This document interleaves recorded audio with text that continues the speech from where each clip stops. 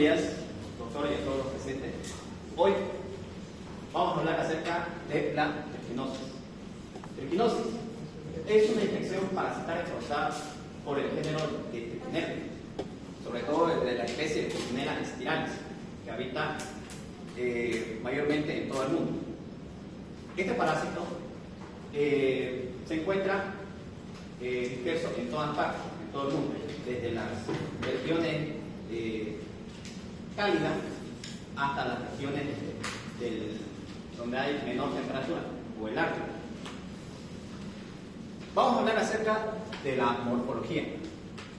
Este parásito, sobre todo el macho, es más pequeño, mide aproximadamente de 1.4 a 1.6 milímetros.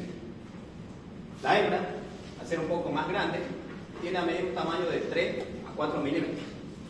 Y el quiste larval es cuando se forma alrededor del día 15, mide aproximadamente de 250 a 400 micras.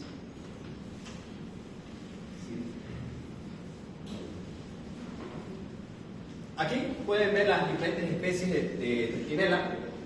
Pueden ver a la Trichinella spiralis. Este está alojado o se encuentra en zonas templadas.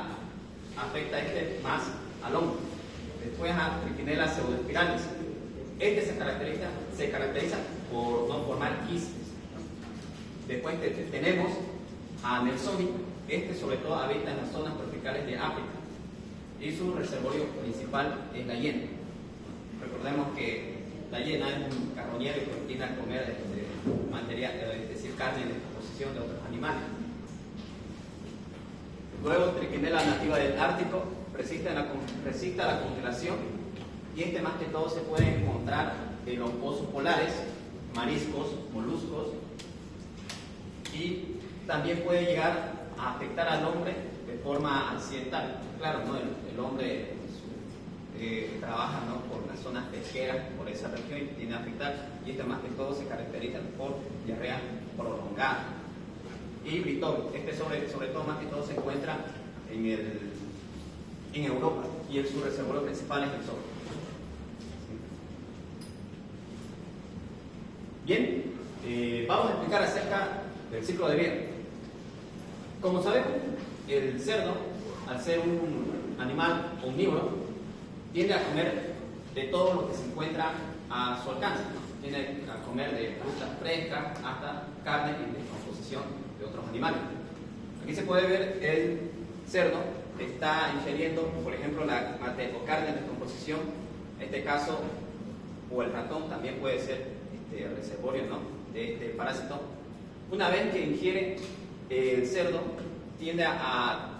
viaja por el tubo digestivo, y una vez que llega al intestino se disemina a las fibras musculares del cerdo y tiende a enquistarse, ¿no? Entonces, una vez completado la mitad del ciclo de vida, el humano, un huésped susceptible, ingiere la carne contaminada de este cerdo, sobre todo cuando la carne está no tan cocida o ahumada o cruda, o lo que comúnmente a algunos les gusta el término medio. Entonces, el humano ingiere la carne contaminada, viaja por el tubo digestivo, se llega al intestino, y a partir de las 48 horas de haber ingerido la carne, estas larvas se diferencian de macho y hembra.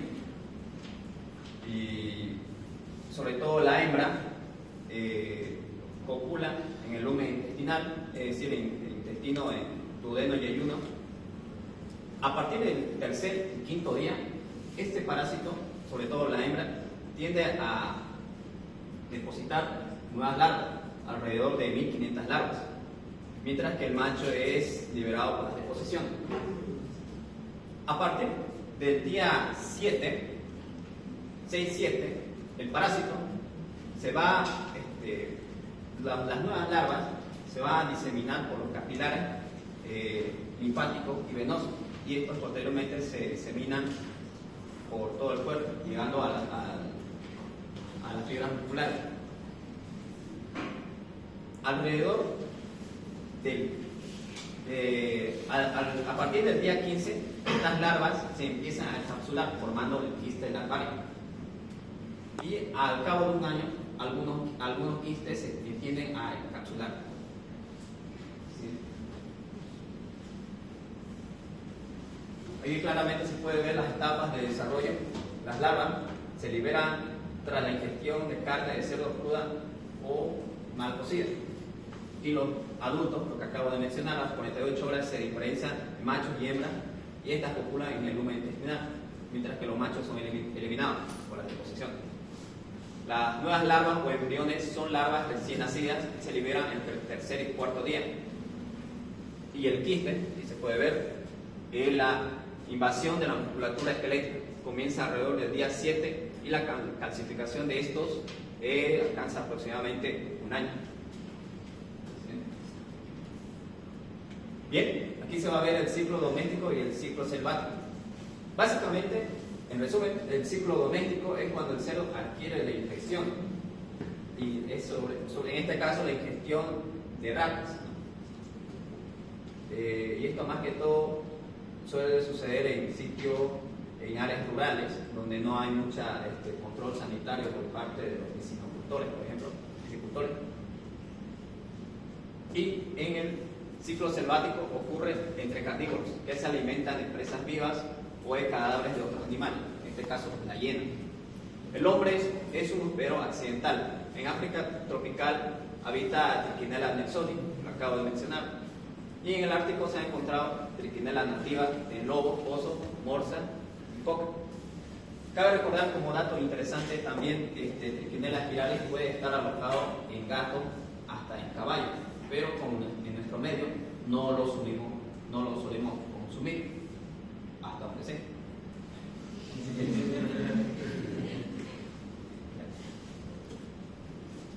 Bueno, yo les voy a hablar sobre su epidemiología y su patogenia. Para empezar, el agente biológico va a ser el neumatodo del género Trichinella, principalmente de la spiralis. Su distribución va a ser cosmopolita, o sea que va a predominar en regiones no tropicales. Su incidencia va a ser más que todo variable porque se va a asociar a prácticas de deficiencia de producción porcina. Los países genéticos en los cuales va a haber más brotes va a ser en la parte de América Latina, va a ser en Argentina, Chile, Uruguay, Bolivia y parte de México. En Europa o Asia va a ser más que todo en la Federación Rusa, Turquía, Francia, Italia y entre otros. Ahora, sobre su reservorio, principalmente va a estar, como dijo mi compañero, en mamíferos, carnívoros u omnívoros. En su ciclo doméstico, los más principales que podemos ubicar van a ser los cerdos domésticos, los roedores o ratas, y los del ciclo selvático van a ser los jabalíes, osos, zorros y pumas. Sus vías de infección, más que todo en la vía humana, va a ser por ingestión de carne cruda o mal cocida. Esto también puede ser como subproductos como jamón y otros embutidos, que normalmente estos pueden llegar a contener sus larvas enquistadas en el músculo estriado. La mayoría de los casos va a ser por consumo de fricasé, chicharrón, de esas tienditas tipo ambulantes con sus carritos que no cambian el aceite, cosas así. Y en tiendas con mal cuidado de la carne o donde sea un ambiente sucio, por así decirlo. Los vectores no van a aplicar mucho, ya que su vía de transmisión va a ser por consumo, o sea, del depredador a presa. Siguiente. Los factores de riesgo van a ser tres muy importantes. Primero, el consumo de carne o subproductos, como dije anteriormente. Esto ya va a ser como la faena, subproductos de faena doméstica sin control veterinario. La carne siempre debe pasar por registro, ¿cómo se dice? Muchas pruebas, pero en el segundo punto podemos poner que la carne no sometida a cocción adecuada igual va a estar contaminada o enquistada. Esto también cabe recalcar que la salazón, el secado y el ahumado no va a eliminar el quiste del huevo de la larva, o no lo va a eliminar de forma viable. Sí o sí debe ser sometida a una buena cocción. Punto 3. Las prácticas de crianza que permiten a los cerdos consumir desperdicios crudos o cadáveres de animales infectados. Ahí es donde vamos de nuevo a decir que el cerdo debe ser criado en un buen ambiente, con buena alimentación y no darle lo que sea lo que quiere. Siguiente, por favor. Ahora, hablando sobre su patogenia y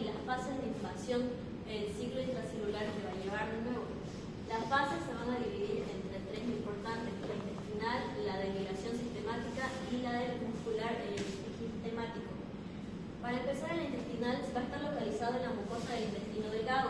Los eventos que van a ocurrir en esta parte van a ser que las larvas que se lleguen a liberar por la digestión péptica van a madurar y van a ser adultos.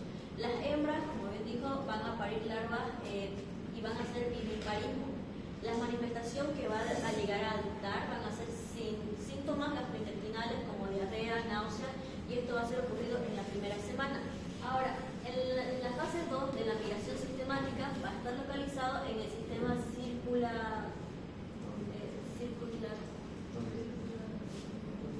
circulatorio linfático. Los eventos que van a ocurrir aquí van a hacer que las larvas L1 del viviparismo van a migrar a través del cuerpo, y la manifestación que va a llegar a darse va a ser que va a haber fiebre alta, mialgia, edema periorbitario, eosinofilia marcada, y esto va a ocurrir desde la segunda semana en adelante.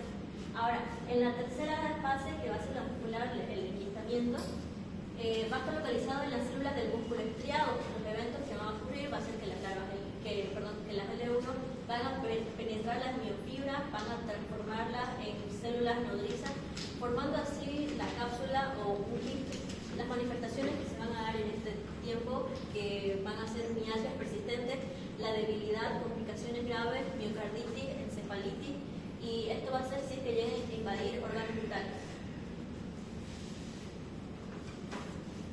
Ahora, su mecanismo de daño muscular e inflamación que se va a dar principalmente en la transformación celular, la larva va a ejercer control genético sobre la miofibra, esto para crear la célula nodriza y un nicho metabólico y protector. La célula va a perder su función contráctil. El daño tisular directo que se va a realizar es que la lesión mecánica por la penetración y el crecimiento de la larva. Su inflamación va a dar mialgias, que esto va a ser gracias a la presencia del parásito, y sus productos van a desencadenar una respuesta inmunitaria intensa. ¿Esto qué quiere significar? Que básicamente el paciente no va a tener del todo el control de sus movimientos, va a estar como que así, quiere agarrar el termo y va a ser así y lo puede llegar a tumbar.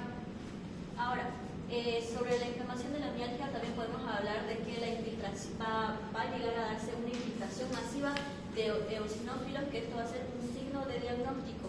La liberación de citocinas proinflamatorias igual va a darse. La inflamación asociada a la migración de la causa del dolor muscular y la hinchazón van a ser muy característicos para el cuadro clínico o para diagnosticarlo.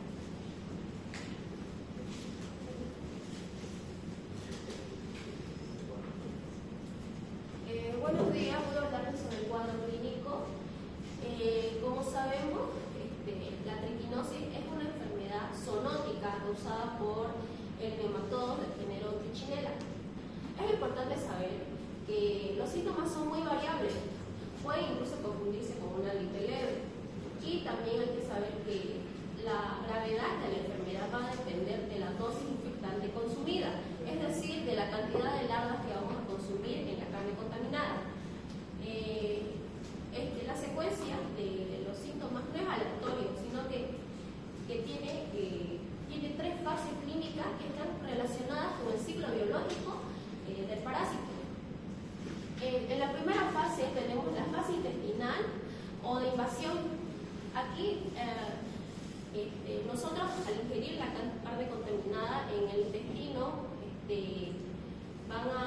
las larvas van a madurar, y generalmente en esta fase asintomática se presenta 1 o 2 días después de ingerir la carne contaminada. La persona va a presentar diarrea acuosa, dolor abdominal, náuseas y vómito. También es importante destacar que incluso el Harrison y la tía recalcan que se puede confundir con una gastroenteritis común. Si la infección progresa, va a llegar a la fase sistémica o de estado. Aquí las hembras adultas van a liberar nuevas larvas, y estas larvas van a viajar por el torrente sanguíneo y llegar al músculo estriado. Después de 1 o 2 semanas después del consumo, se presenta la triada clásica, que es lo más común que se va a encontrar en un caso de triquinosis, que es la fiebre, que puede ser persistente o fluctuante, es decir, que en un momento la fiebre puede estar en su pico más alto y después va a llegar a sus valores normales, y es un ciclo que se repite. Y lo más común que es el edema periorbicario, que nosotros vamos a ver que está inflamado alrededor del ojo, que es lo más común que se nota en este caso. También las mialgias intensas, que es el dolor muscular en músculos que realizan mayor actividad. Con el tiempo el cuerpo entra en una fase de convalecencia. Los síntomas como las fiebres suelen ceder gradualmente, pero esto puede ser puede desaparecer gradualmente durante semanas o meses, pero también pueden quedar secuelas como debilidad muscular o dolores crónicos.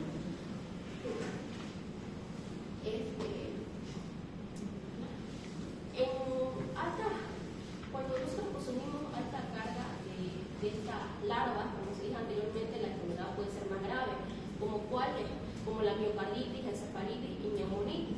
La más importante a destacar es la miocarditis. No es que las larvas se enquisten en el corazón, sino que las larvas van a pasar por el tejido cardíaco y va a provocar una inflamación.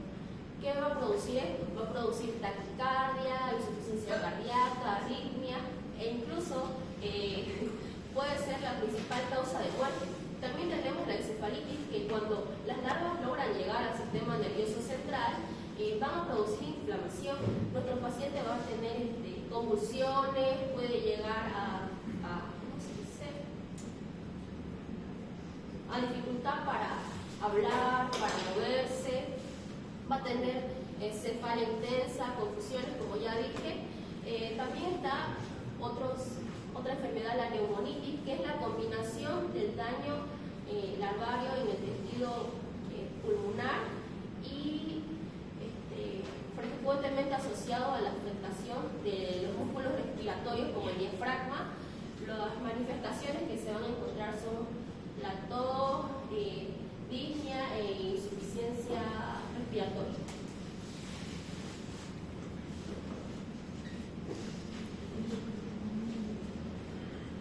Buen día, doctor. Buen día. Bien, compañero. Yo les voy a explicar sobre el diagnóstico, manejo y tratamiento y prevención de equinosis. El diagnóstico se basa en tres partes, que sería el diagnóstico clínico, en donde vamos a preguntarle al paciente qué ha comido estos últimos días, estas últimas semanas, si acostumbra a comer, no sé, jabalí, ¿no? Que ahí ya no da un indicio, o come carne de cerdo que no le guste tan cocida. Va a tener, también hay que preguntarle qué siente, ¿no? Si está con una mialgia, si está con dolor muscular crónico o con una fiebre ya de 2 semanas, así. Ya podemos empezar a pedirle algunos exámenes, como podría ser un hemograma, en donde a partir de la fase aguda, que vendría siendo de 2 a 4 semanas después del consumo, se va a notar una deshemofilia marcada de incluso un 20%. Va a haber una leucocitosis. Y con esto ya tendríamos que pedirle algo confirmatorio, ¿no? Porque el hemograma es complementario. Le podemos pedir una ELISA o si no una temblor que vendría siendo la confirmatoria. La biopsia muscular vendría siendo de último recurso porque hay que extraer un pedazo de músculo, ¿no? Y ahí tendremos que buscar una laryngitis, ¿sí? Eso vendría siendo para el diagnóstico diferencial, para no confundir la enfermedad con cosas similares como una influenza o poliomielitis. En manejo y prevención vamos a estar viendo el tratamiento, que básicamente tenemos los antiparasitarios como el albendazol y el mebendazol. De preferencia el albendazol tendríamos que darlo 400 miligramos por vía oral 2 veces al día, o sea cada 12 horas, por 8 a 14 días. Y si no tenemos el albendazol y tenemos que usar obligadamente el mebendazol, tendríamos que darlo de 200 a 400 miligramos por 3 días, cada 8 horas, y luego aumentar la dosis a 400 a 500 por 10 días, igual cada 8 horas. También tendríamos que usar corticosteroides esteroides si es que hay una inflamación súper intensa y tenemos que bajarlo. Si es un caso muy grave de triquinosis, tendríamos que dar prednisona de 30 a 60 miligramos sobre día. ¿Sí? También podríamos usar un tratamiento sintomático en lo que está haciendo efecto del albendazol o mebendazol, que vendría siendo un ibuprofeno, un paracetamol para la fiebre y así. Y también un antiinflamatorio. En prevención está facilito. Tenemos que exigir a los mataderos que el cerdo, cada uno de 50 cerdos, por ejemplo, le haga una biopsia muscular para ver si no están infectados con triquinosis. Tiene que hacerle una inspección fuerte. Y cocinar el cerdo o el jabalí a más de 71 grados centígrados, un grado más de por si acaso, ¿no? Siempre está ahí la pregunta.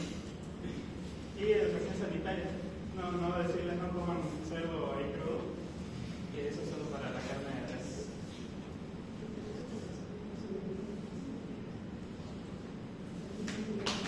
Muy bien. Bueno, sus compañeros han explicado de manera clara y sencilla en qué consiste la enfermedad. En el caso de la Trichinella spiralis, el factor de riesgo más importante es el consumo de carne de cerdo.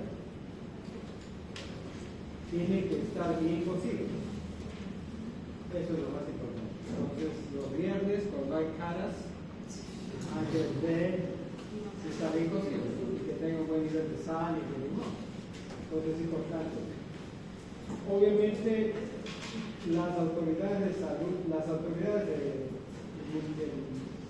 municipio, la municipalidad, tiene que tener, digamos, inspectores que vayan periódicamente a los mataderos a revisar que la carne que venden, el pollo, la carne de vaca, la carne de cerdo, esté en buenas condiciones. Eso tiene que supervisar. Y uno cuando compra también revisar la carne que vende. Entonces los quistes de triquina se pueden ver como puntos blancos en la carne.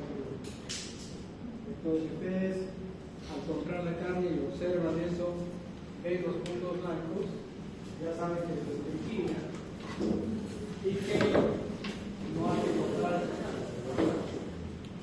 En el caso de que no se haya observado, la precaución más importante es someter la carne a un buen nivel de cocción.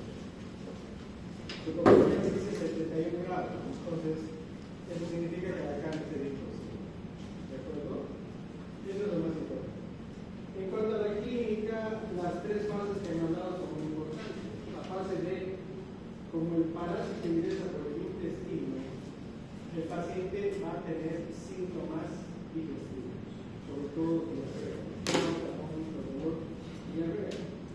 Pero eso depende de la carga parasitaria. Si la cantidad de larvas que he ingerido es mínima, puede tener alguna molestia digestiva, ¿no? Pero si la cantidad fue alta, va a tener síntomas digestivos. Y como ustedes han escuchado, la diarrea producida por la fase intestinal se puede parecer a la diarrea bacteriana, ¿no? Se puede. Luego viene la fase en la cual las larvas circulan y llegan al tejido muscular. Ahí es donde el paciente presenta fiebre, dolores musculares, debilidad muscular y edema.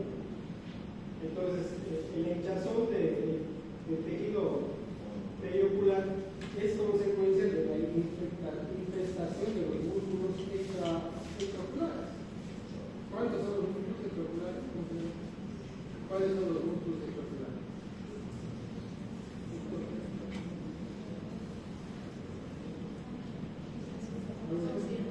¿Ah? A ver. El oblicuo superior, el oblicuo superior, el recto externo, el recto interno, el superior y el párpado del Aquí dice que el ojo para moverse es movilizado por varios músculos. Entonces, esos músculos cuando se infectan con la larva, produce dolor al mover el ojo, pero además acompaña del edema, ¿no? Del edema periorbital acá en la cara. O además, como se infecta también muchos núcleos de la cara, el paciente puede tener edema facial. ¿Sí? Entonces esos puntos son muy importantes. Y también de la parte de la conjuntiva. Son pacientes que a veces pueden tener congestión de la conjuntiva o hemorragia conjuntival. Entonces, si eso va acompañado de que la semana anterior tuvo síntomas digestivos y que comió carne de cerdo, el diagnóstico ya prácticamente está hecho, ¿no? Entonces, en la fase en la cual el paciente tiene dolor muscular y debilidad muscular, lo que hay que pedir son enzimas que demuestren que el músculo está inflamado. ¿Cuáles son esas pruebas? ¿Qué pruebas bioquímicas demuestran que el músculo está inflamado?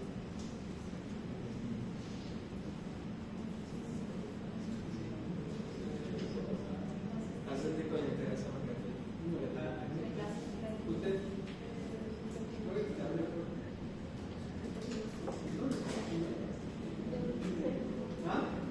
¿Ah? Bueno. ¿Usted? ¿Cuáles son las enzimas musculares?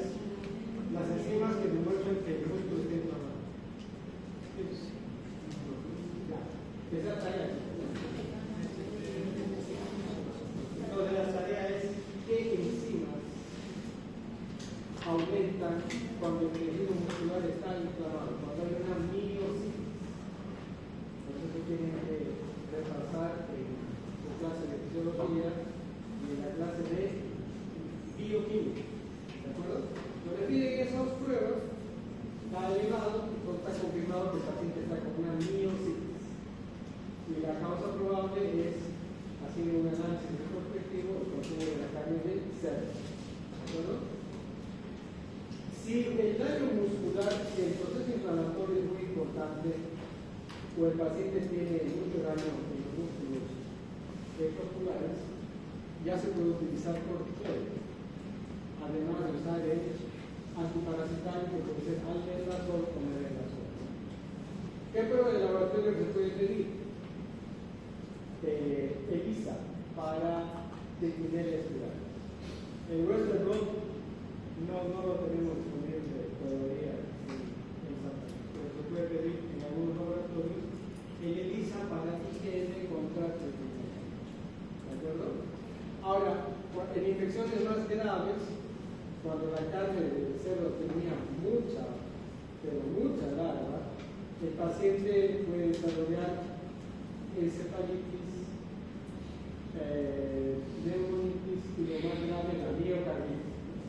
No se olvide que el parásito infecta sobre todo el tejido muscular. Entonces, imagínense que el músculo del corazón está inflamado, una miocarditis, el paciente va a tener dilatación del corazón, insuficiencia cardíaca congestiva sistólica, arritmias, puede hacer el shock cardiogénico, puede venir un infarto y morirse por la miocarditis aguda. En esos casos, además de el albendazol y el mebendazol, hay que usar transfusión para desinflamar rápidamente el tejido muscular, el tejido pulmonar o una encefalitis. Entonces, nuestro medio es un medio en el cual hay mucha producción de cerdo, mucho consumo de cerdo. La carne de cerdo se consume muchísimo acá, sobre todo en los valles. Y la única precaución es observar cómo está la carne. Y después, al hacer la cocción, tiene que estar bien cocido. ¿De acuerdo, chicos? La presentación de su grupo está bien. Lo han hecho de una manera clara, sencilla. Y yo creo que el día sábado en la noche, también podríamos completar la charla de la familia visceral cutánea, para que no nos atrasemos. ¿De acuerdo? La semana que viene yo creo que les voy a dar una charla pues, de otro tema. Avisen a sus compañeros que yo les voy a dar una charla, además de desarrollar el programa. No se olviden que el 29 de noviembre tenemos a las 7 de la mañana la maratón y en la tarde la tele, donde ustedes van a presentar el mismo tema representando a los sagas y van a bailar también y la cantante no me acuerdo. ¿De acuerdo? Hoy día voy a ponerme de acuerdo con la coordinadora porque tenemos que fijar fecha para el tercer partido. Así que pónganse a la hora. ¿De acuerdo?